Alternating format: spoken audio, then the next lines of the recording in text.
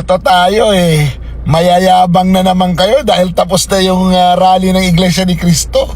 Pero nung kasalukuyan nagrarally, ang dami niyong drama, ang dami niyong fake news, ang dami niyong inventong kwento para lang masiraan, para lang masira ang Iglesia ni Cristo, para masira yung kanilang pinaglalaban. Nung matapos na, sasabihin nyo, hanggang dyan lang naman pala sila. Hindi naman pala nila kaya na ituloy yung rally. Kayo naman, ilang harang ang ginawa ng mga taga-gobyerno.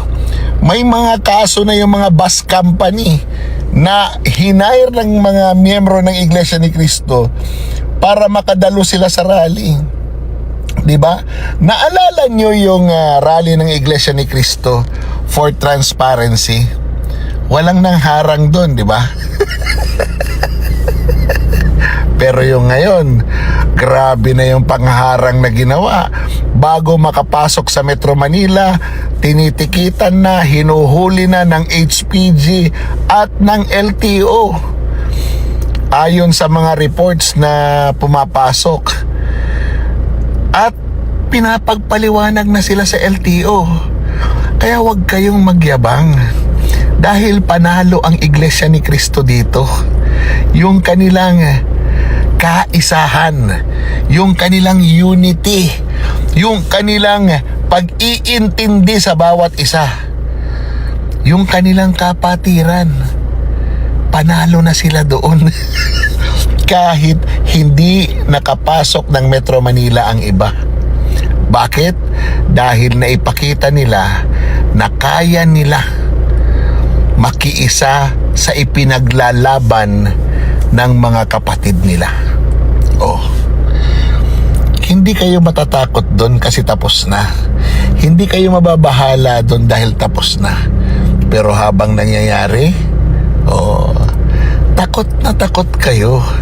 Kunyari lang yung si Marcos na umalis papunta ng dahil hindi na pwedeng mapuspone yun, papunta ng Canada. Pero sa totoo lang, nag-aalala sila sa sitwasyon.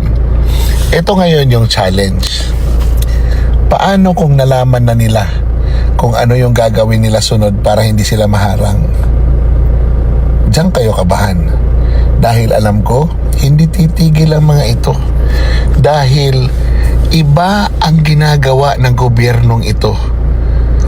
Klaradong-klarado, iniipit yung mga nagsasalita ng totoo at yung mga totoong may kasalanan, dinidribble nila ng dinidribble para hindi ito mapanagot at hindi magsalita at hindi magturo kung sino talaga ang tunay na kinakinabang dito sa nakawang ito.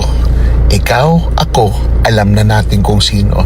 Pero kailangan natin maipakita doon sa ibang tao na nagbubulag-bulagan kung sino talaga at ano ang mga ebidensya na magsasabi na itong mga taong ito, sila ang ultimately na kinabang sa pagnanakaw sa pera ng taong bayan.